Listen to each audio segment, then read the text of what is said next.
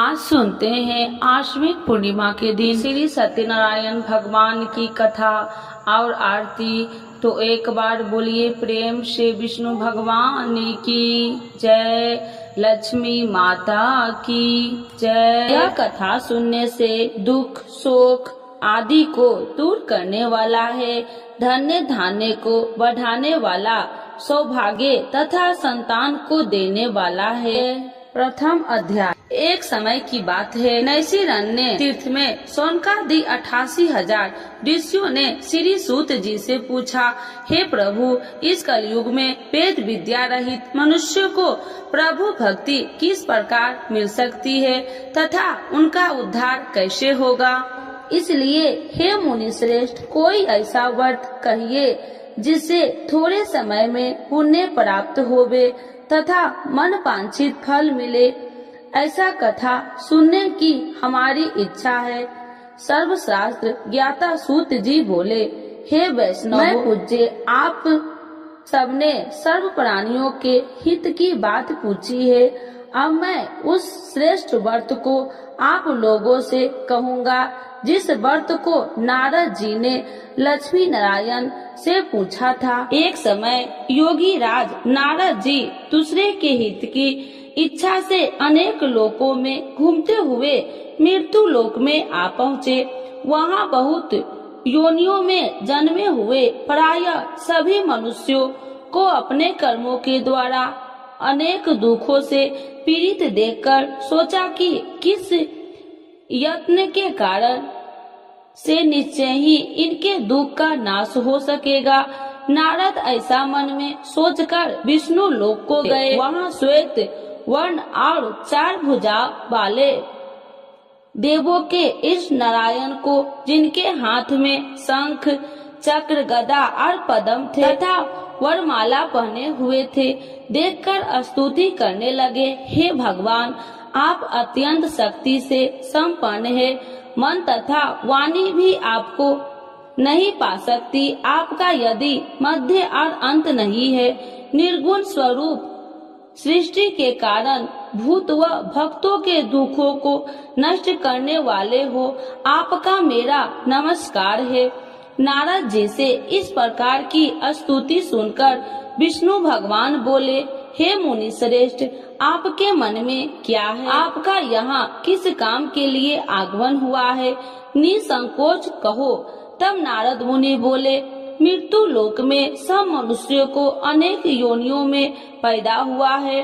अपने कर्मों के द्वारा उनके प्रकार के दुखों से दुखित हो रहे हैं। हे नाथ, मुझ पर दया रखते हैं तो बतलाइए कि उन मनुष्यों के सब दुख थोड़े से प्रयत्न से ही कैसे दूर हो सकते हैं। श्री भगवान जी बोले, हे नारद, मनुष्य की भलाई के लिए तुमने बहुत अच्छी बात पूछी है। जिस व्रत के करने से मनुष्य मोह से छूट जाता है, मैं वह कहता हूँ, सुनो। बहुत पुण्य देने वाला है। स्वर्ग तथा मनुष्य लोक दोनों में दुर्लभ एक उत्तम व्रत है। आज मैं प्रेम वश होकर तुमसे कहता हूँ, सत्यनारायण का यह व्रत अच्छी तरह विधान पूर्वक करके मनुष्य तुरंत ही यहाँ सुख भोग कर मरने पर मोक्ष को प्राप्त होता है। श्री भगवान के वचन सुनकर नारद मुनि बोले, उस व्रत का क्या फल है, क्या विधान है, किसने यह व्रत किया है और किस दिन यह व्रत करना चाहिए, विस्तार से बतलाइए। भगवान बोले, दुख शोक आदि को दूर करने वाला, धन्य धान्य को बढ़ाने वाला, सौभाग्य तथा संतान को देने वाला यह व्रत सब स्थान पर विजयी करने वाला है। भक्ति और श्रद्धा के साथ किसी भी दिन मनुष्य श्री सत्यनारायण भगवान के शाम के समय ब्राह्मणों और बांधवों के साथ धर्मपरायण होकर पूजा करे। भक्ति भाव से नवेद, केले का खम्भ, घी, दूध और गेहूं के चूर्ण सवाया लबे, गेहूं के अभाव में साठी के चूर्ण, शक्कर तथा गुड़ ले आए और सब भक्षण योग पदार्थ जमा करके भगवान को अर्पण कर देवे तथा बंधुओं समेत ब्राह्मणों को भोजन करवावे। तत्पश्चात स्वयं भोजन करके नित्य गीत आदि का आचरण कर सत्यनारायण भगवान को स्मरण करते हुए समय व्यतीत करे। इस तरह व्रत करने पर मनुष्य की इच्छा निश्चय ही पूरी होती है। विशेष कर कली काल में भूमि पर यही मोक्ष का सरल उपाय है। इति श्री सत्यनारायण व्रत कथा प्रथम अध्याय संपूर्ण। तो एक बार बोलिए प्रेम से श्री सत्यनारायण भगवान की जय।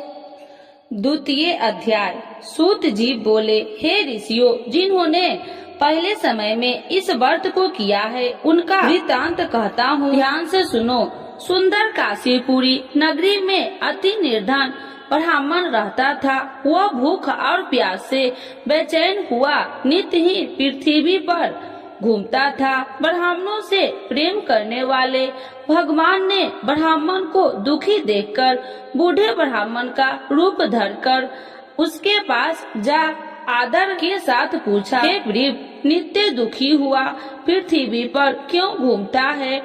हे श्रेष्ठ ब्राह्मण, यह सब मुझसे कहो, मैं सुनना चाहता हूँ। ब्राह्मण बोला, मैं बहुत निर्धन ब्राह्मण हूँ, भिक्षा के लिए पृथ्वी पर फिरता हूँ। हे भगवान, यदि आप इसका उपाय जानते हैं तो कृपा कर कहो। वृद्ध ब्राह्मण बोला कि सत्यनारायण भगवान मनोवांछित फल देने वाले हैं, इसीलिए हे ब्राह्मण, तू उनका पूजन कर, जिसके करने से मनुष्य सब दुखों से मुक्त होता है। ब्राह्मण को व्रत का सारा विधान बतलाकर बूढ़े ब्राह्मण का रूप धारण करने वाले सत्यनारायण भगवान अंतर ध्यान हो गए।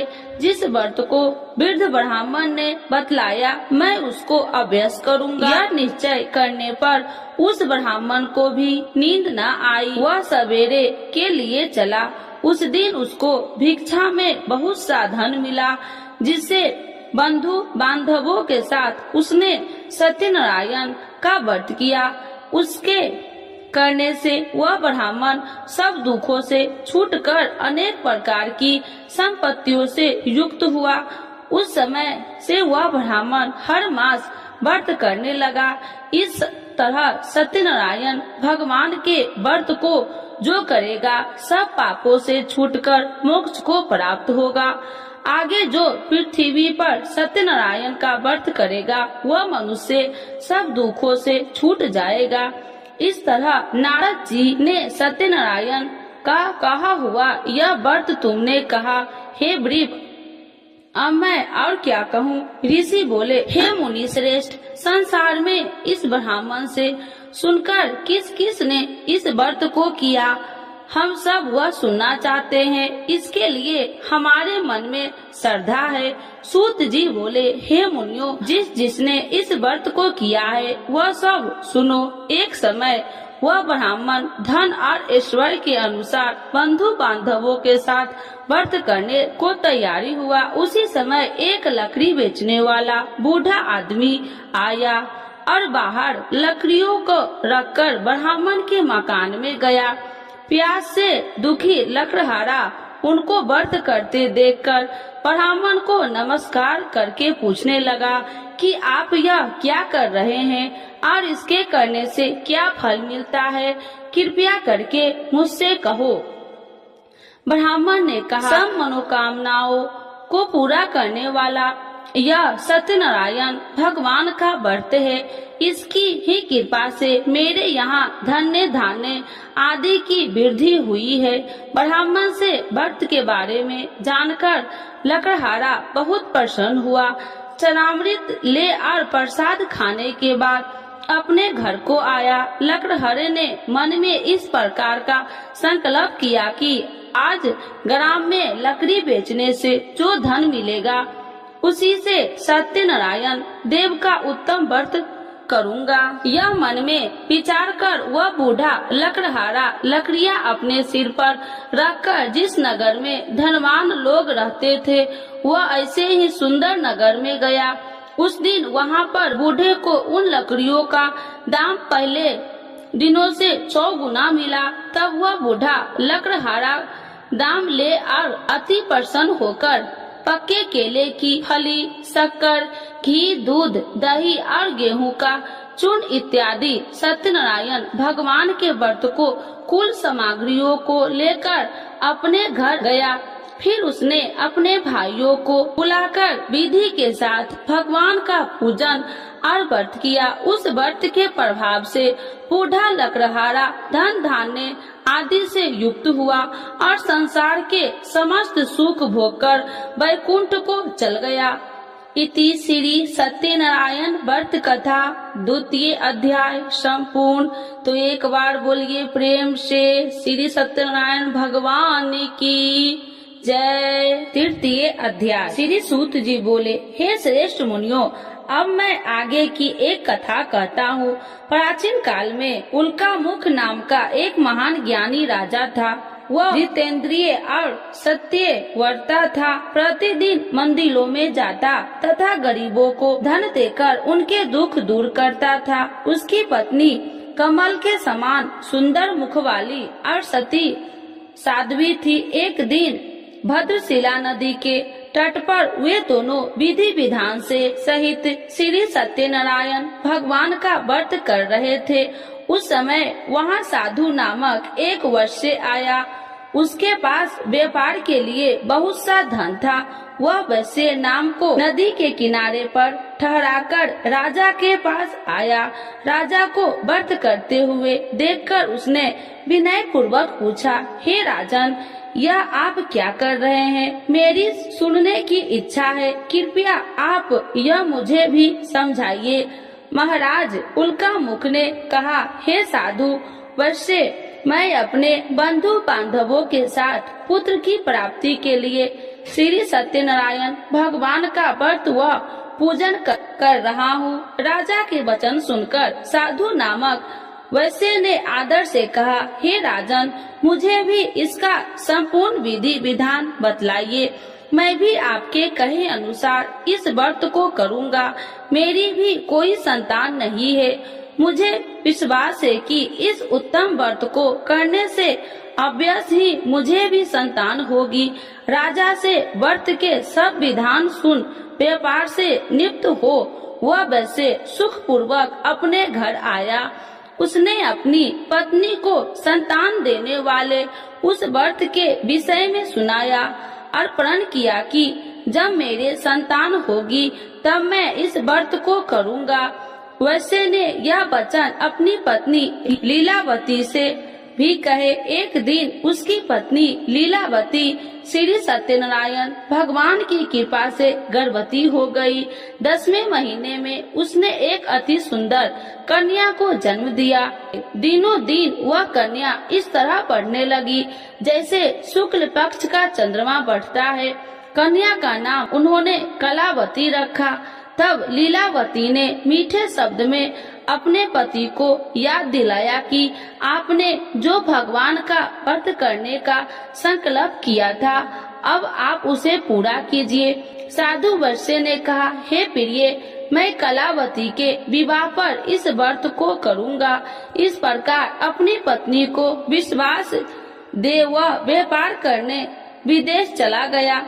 कलावती पितृगृह में वृद्धि को प्राप्त हो गई। लौटने पर साधु ने जब नगर में सखियों के साथ अपनी वयस्क होती हुई पुत्री को खेलते देखा तो उसने उसके विवाह की चिंता हुई। तब उसने एक दूत को बुलाकर कहा कि उसकी पुत्री के कोई सुंदर वर देखकर लाए। दूत साधु नामक वैश्य आज्ञा पाकर कंचन नगर पहुंचा और देखा भालकर वैश्य की कन्या के लिए एक शुंगे वनिक पुत्र ले आया। उस सुंदर लड़के के साथ साधु नामक वैश्य ने अपने बंधु बांधवों सहित प्रचित होकर अपनी पुत्री का विवाह कर दिया। दुर्भाग्य से वह विवाह के समय श्री सत्यनारायण भगवान का व्रत करना भूल गया। इस पर श्री सत्यनारायण अत्यंत क्रोधित हो गए। उन्होंने वैश्य को श्राप दिया कि तुम्हें दारुण दुख प्राप्त होगा। और फिर अपने कार्यों में कुशल हुआ वैश्य अपने दामाद सहित नाव पर डेरा लेकर व्यापार करने के लिए सागर के समीप स्थित रत्न सारनपुर नगर में गया। रत्न सारनपुर चंद्रकेतु नामक राजा राज करता था। दोनों ससुर जमाई चंद्रकेतु राजा के उस नगर में व्यापार करने लगे। एक दिन भगवान श्री सत्यनारायण की माया से प्रेरित एक चोर राजा चंद्रकेतु का धन चुराकर भाग रहा था। राजा के दूत को अपने पीछे तेजी से आते देखकर चोर ने घबराकर राजा को धन को वैश्य की नाव में चुपचाप रख दिया। वहाँ से ससुर जमाई ठहरे हुए थे और भाग गया। जब दूत ने उस वैश्य के पास राजा के धन को रखा देखा तो उन्होंने उस ससुर दामाद को ही चोर समझा। वे उन ससुर दामाद को दोनों को बांधकर ले गए और राजा के समीप जाकर बोले, आपका धन चुराने वाला ये दोनों चोर हम पकड़कर लाए हैं, देखकर आज्ञा दे। तब राजा ने बिना उस वैश्य की बात सुने उन्हें कारागार में डालने की आज्ञा दे दी।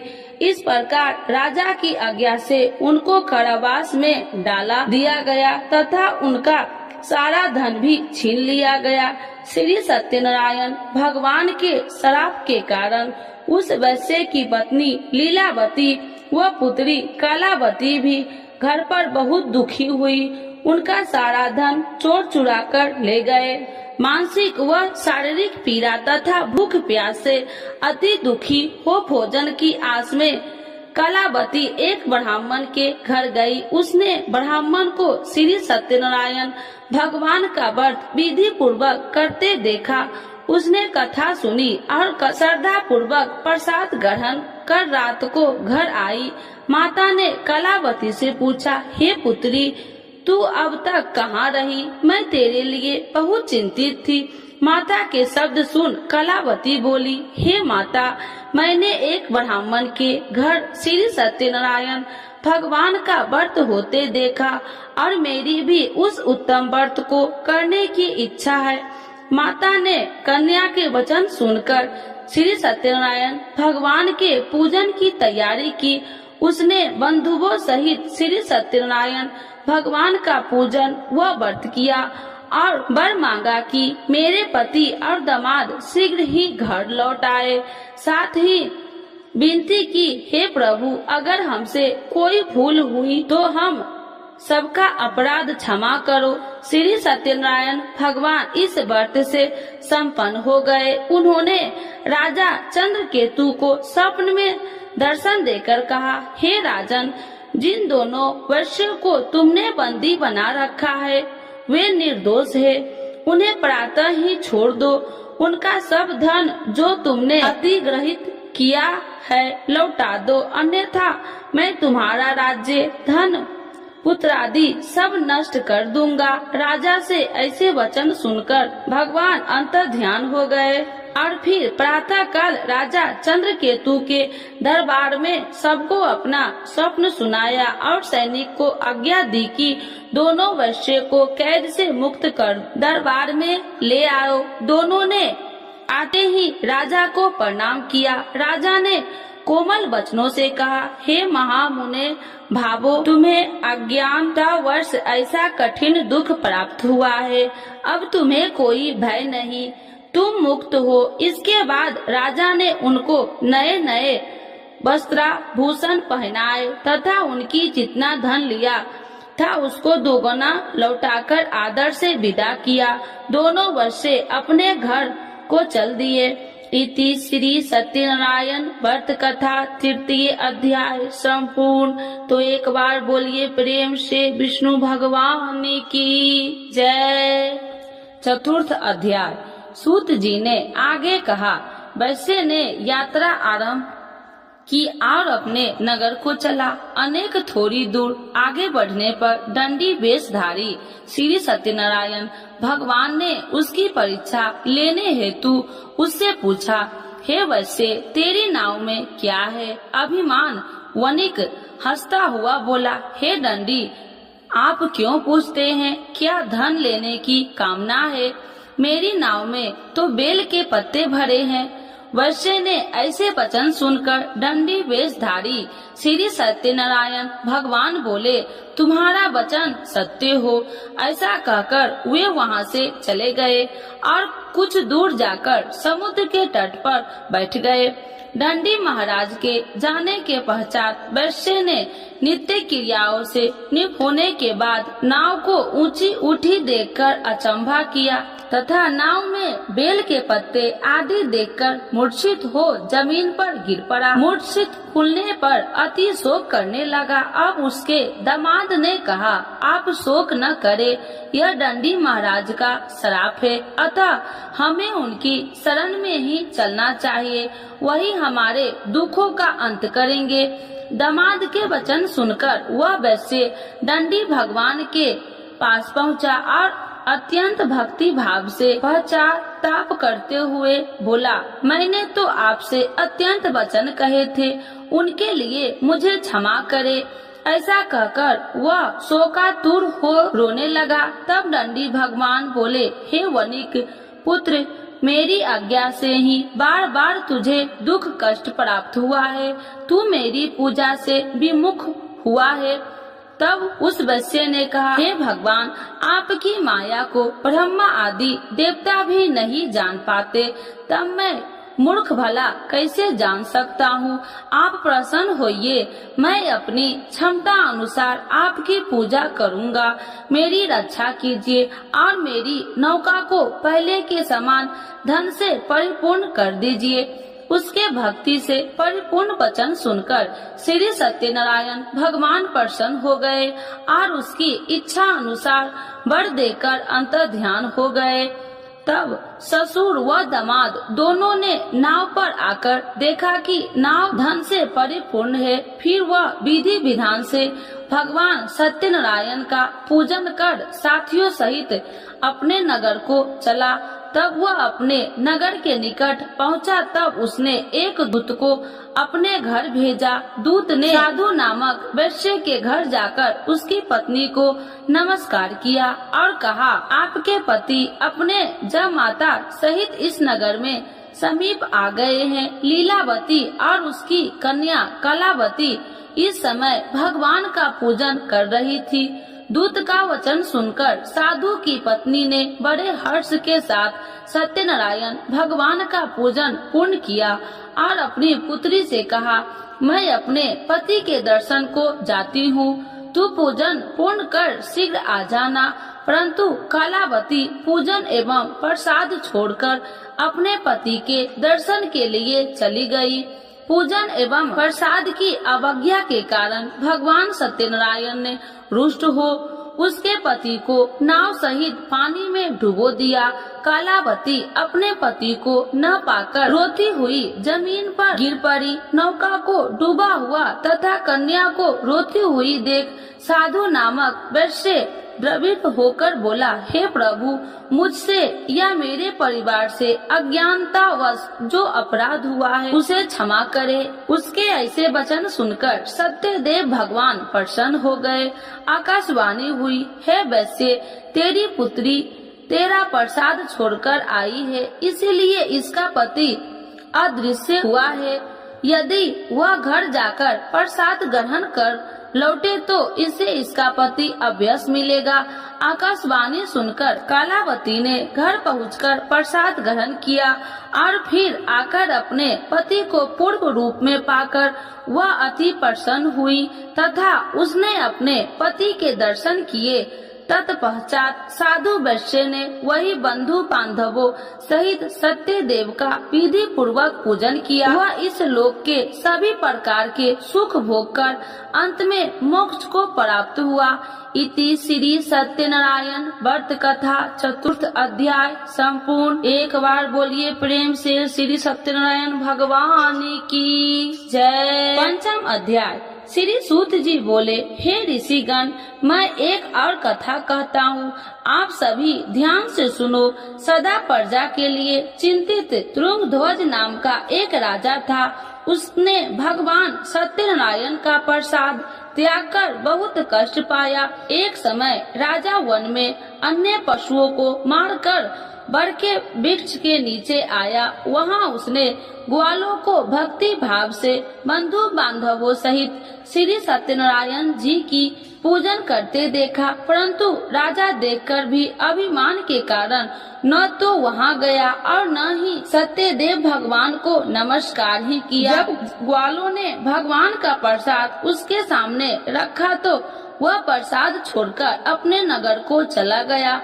नगर में पहुंचकर उसने देखा कि उसका सारा राज्य नष्ट हो गया। वह समझ गया कि यह सब भगवान सत्यदेव ने रुष्ट होकर किया है। तब वह वन में वापस आया और ग्वालों के समीप जाकर विधि पूर्वक पूजन कर प्रसाद ग्रहण किया तो सत्यनारायण की कृपा से सब कुछ पहले जैसा ही हो गया और लंबे समय तक सुख भोग कर मरणोपरांत वह मोक्ष को प्राप्त हुआ। जो मनुष्य इस श्रेष्ठ दुर्लभ व्रत को करेगा, श्री सत्यनारायण भगवान की कृपा से उसे धन्य धान्य की कोई कमी नहीं होगी। निर्धन धनी और बंदी बांधवों से मुक्त होकर निर्भय हो जाता है। संतानहीन को संतान की प्राप्ति होती है तथा सब इच्छाएं पूर्ण कर अंत में वह वैकुंठ धाम को जाता है।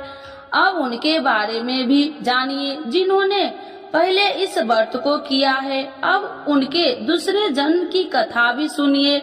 सतानंद नामक वृद्ध ब्राह्मण ने सुदामा के रूप में जन्म लेकर श्री कृष्ण की भक्ति एवं सेवा कर वैकुंठ प्राप्त किया। उल्का मुख नामक महाराज राजा दशरथ बने और श्री रघुनाथ का पूजन कर मोक्ष को प्राप्त हुए। साधु नाम के वैश्य ने धर्मात्मा व सत्य प्रतिज्ञ राजा मोर ध्वज बनकर अपने पुत्र को ओर से चीर कर वैकुंठ धाम प्राप्त किया। महाराज ध्रुमध्वज और स्वयंभू मनु बने। उन्होंने बहुत से लोगों को भगवान की भक्ति में लीन करवाकर वैकुंठ धाम प्राप्त किया। लकड़हारा अगले जन्म में गिरि नामक निषाद राजा बना, जिसने राम के चरणों की सेवा कर अपने सभी जन्मों को संवार लिया। इति श्री सत्यनारायण व्रत कथा 5th अध्याय संपूर्ण।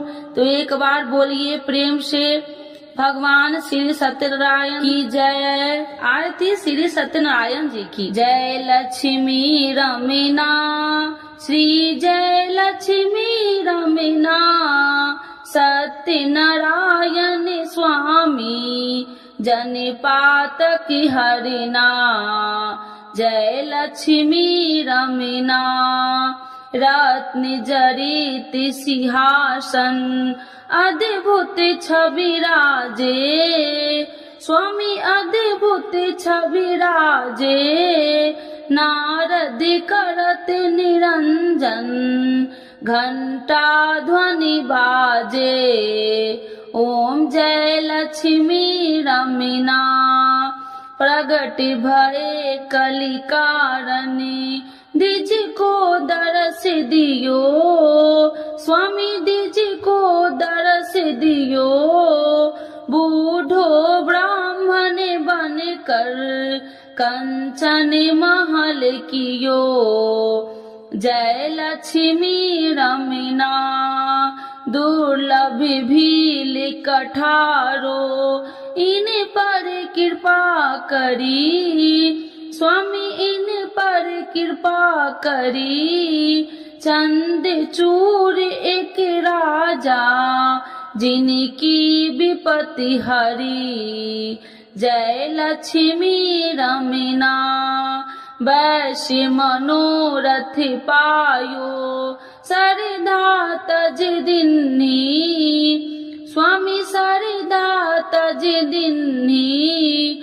सफल भोग प्रभु जी फिर स्तुति किन्नी।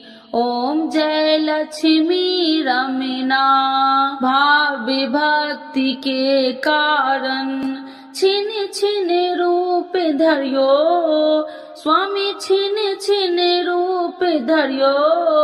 सरदा धारण किन्ही सरिधा धारण किन्ही तिनको काज सयो। ओम जय लक्ष्मी रमना ग्वाल बाल संग राजा बन में भक्ति करी। स्वामी बन में भक्ति करी मन वांछित फल दिन्हो दीन दयाल हरि। जय लक्ष्मी रमना चढ़त प्रसाद सबाय कदली फल में बा। स्वामी कदली फल में बा धूप दीप तुलसी से राजी सत्य देवा। ओम जय लक्ष्मी रमना। श्री सत्यनारायण जी की आरती जो कोई नर गावे।